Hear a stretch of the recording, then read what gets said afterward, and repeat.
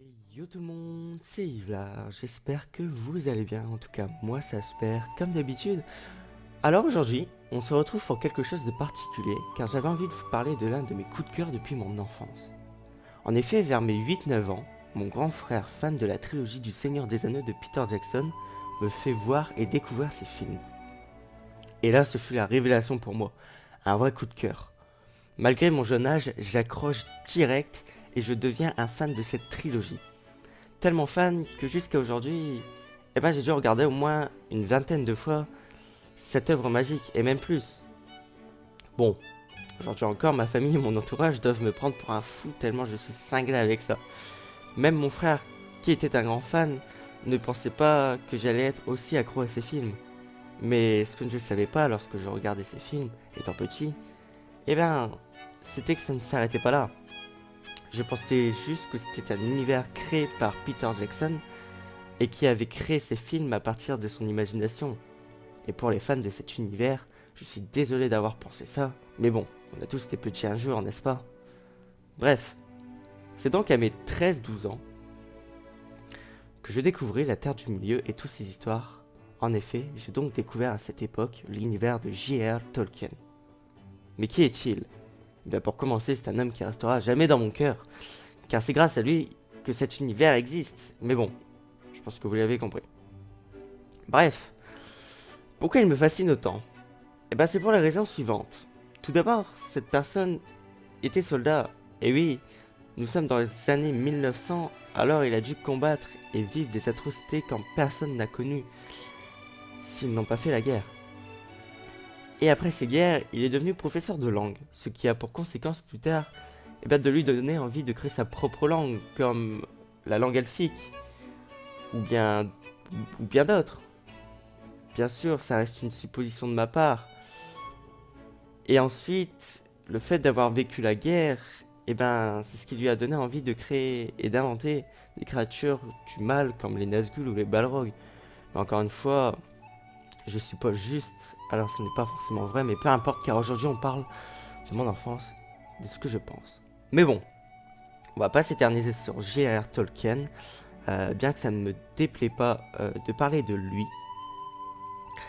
Mais on a un coup de cœur à raconter. Alors si vous voulez savoir l'histoire de cet homme, je vous recommande YouTube ou Google qui sont très intéressants pour se documenter. Bref, par la suite de mes 13 ans jusqu'à aujourd'hui, je me suis intéressé non plus au Seigneur des Anneaux de Peter Jackson, mais à l'univers tout entier et toute son histoire originale, créée par J.R.R. Tolkien. Malheureusement, les livres et moi, ça fait 15 000. Alors pour découvrir cet univers, c'était compliqué pour ma part. Et c'est là qu'intervient l'instant pub. C'est donc grâce au youtubeur Le Savoir des Anneaux et Glaze que j'ai pu découvrir cet univers. Alors si vous voulez connaître ces histoires, je vous les conseille fortement. Leurs chaînes YouTube sont dans la description. Donc avant de clôturer, je voulais juste faire un point. Vous avez sans doute vu que je n'ai pas parlé du film Le Hobbit. Mais pourquoi? Parce que c'est le même univers. C'est simple. Même si la trilogie du Hobbit est potable et même bien, comparé au Seigneur des Anneaux, ce n'était pas un coup de cœur. Car il avait plein d'incohérences avec l'univers de J.R.R. Tolkien. Mais encore une fois, si vous voulez en savoir plus, il y a YouTube, pardon. Je pense qu'on a fait le tour de mon coup de cœur. Alors pourquoi j'en ai parlé? Il y a 3 raisons à cela.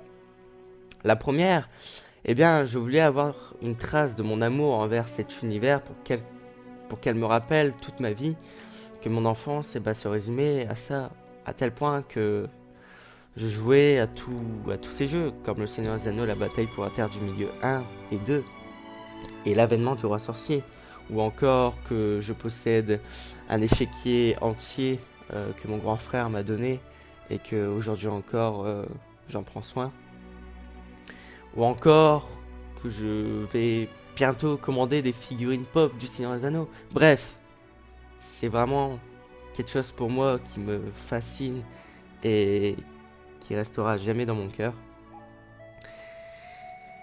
Et je trouvais ça sympa de vous le raconter pour que vous connaissiez un petit peu plus ma vie. Voilà. La deuxième, c'est qu'ils vont sortir une série sur cet univers. Alors d'un côté, j'ai peur car ils vont peut-être sans littéralement battre les couilles de cette histoire, de l'histoire de J.R.R. Tolkien, et vont donc faire ce qu'ils veulent de cette série. Et d'un autre côté, je suis vachement content car s'ils respectent l'histoire et ses personnages, ça pourrait être génial. Mais à voir ce qu'ils vont faire. On croise les doigts et on espère qu'ils vont respecter J.R.R. Tolkien et son histoire. Et la troisième, justement, j'avais parlé un minimum de J.R.R. Tolkien. Il va y avoir un film et il va y avoir un film qui parle de son histoire qui sort le 19 juin 2019 au cinéma. Et c'est une très bonne idée car cet homme mérite qu'on parle de lui.